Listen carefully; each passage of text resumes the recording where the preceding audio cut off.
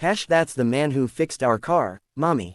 The snow fell softly on Maple Street, covering the sidewalks in a blanket of white. Sarah Bennett held her daughter Emma's hand as they walked toward the grocery store. The winter air was cold, but not bitter. Emma, bundled in her pink coat and matching mittens, skipped along beside her mother, humming a tune she had learned at preschool.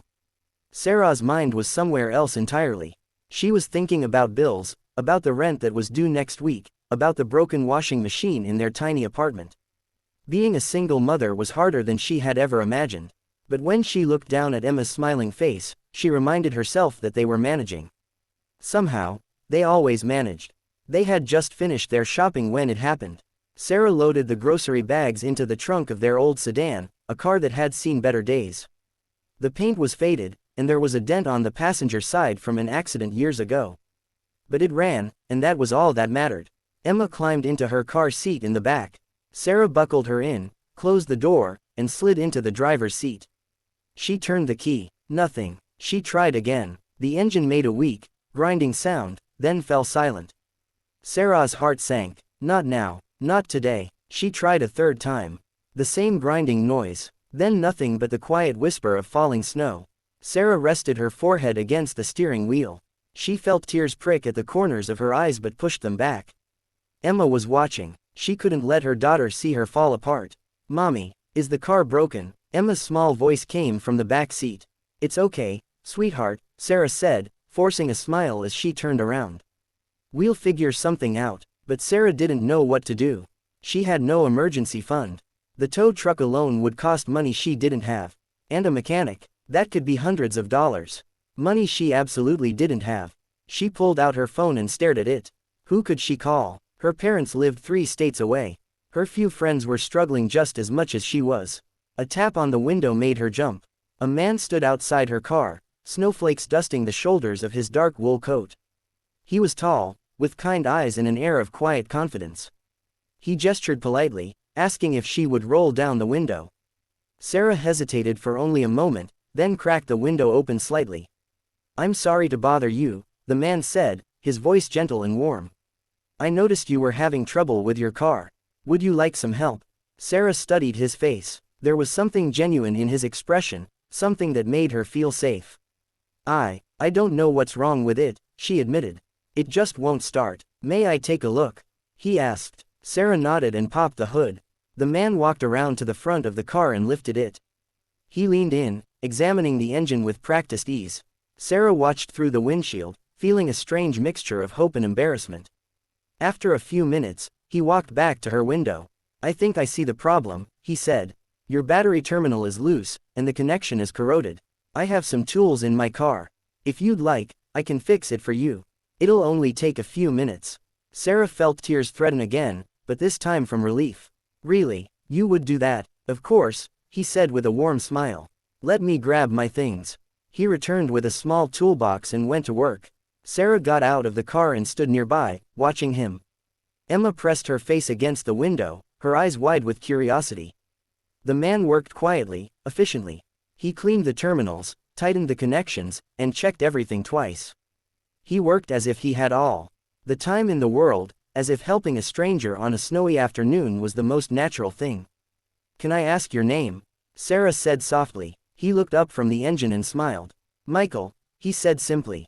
I'm Sarah, and that's Emma in the back seat. She paused. Thank you so much for this. I don't know how I can repay you. Michael shook his head. You don't owe me anything. We all need help sometimes. After a few more minutes, he closed the hood and wiped his hands on a cloth. Try it now, he said. Sarah got back in the car and turned the key. The engine roared to life, steady and strong. She let out a breath she didn't realize she'd been holding. Michael appeared at her window again. You're all set, but you should take it to a mechanic soon. That battery won't last much longer. Sarah nodded, tears streaming down her cheeks now. Thank you, she whispered. Thank you so much. Michael gave her a kind nod, then walked away, disappearing into the snowy afternoon before she could say anything more. 3 weeks passed. The car was still running, though Sarah had managed to scrape together enough money to buy a new battery. Things were looking up, little by little. One afternoon, Sarah and Emma were walking downtown. Emma was chattering about her day at preschool, Something about finger painting and a new friend named Lucas. Sarah was only half listening, her mind on the errands she still needed to run. They passed a large glass building, modern and sleek. A crowd had gathered outside. There were photographers, reporters with microphones, and people in business suits. Emma tugged on Sarah's hand and pointed. "Mommy, that's the man who fixed our car."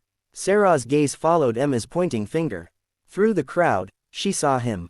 Michael. He was wearing an elegant suit now, surrounded by people, shaking hands and smiling for cameras. A banner above the building's entrance read, "Welcome James Michael Thornton, CEO of Thornton Industries." Sarah's breath caught in her throat. CEO. The man who had gotten his hands dirty fixing her old car was the CEO of one of the largest companies in the state. Before Sarah could react, Emma broke free from her hand and ran toward him. "Emma," Sarah called out, but her daughter was already weaving through the crowd. Michael turned at the sound of the commotion. His eyes lit up with recognition when he saw Emma running toward him.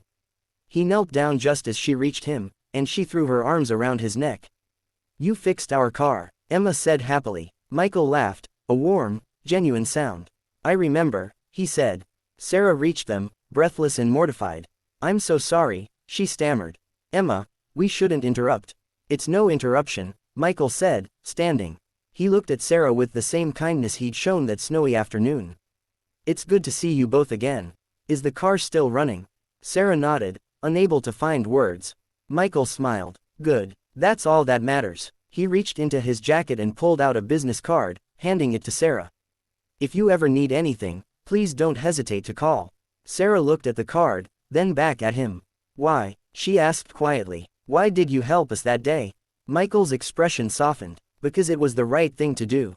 And because I remember what it's like to struggle. Success doesn't mean forgetting where you came from, or forgetting to help when you can." As the crowd began to pull him away, Michael gave Emma one last smile and a small wave. Sarah and Emma stood on the sidewalk, watching him go. "He's nice, Mommy," Emma said. Sarah squeezed her daughter's hand, her heart full of gratitude. "Yes, sweetheart, he really is." And as they walked away, Sarah realized something important. Kindness had nothing to do with wealth or titles. It lived in small moments, in helping hands, and in people who chose to care. And sometimes, kindness came back around in the most unexpected ways.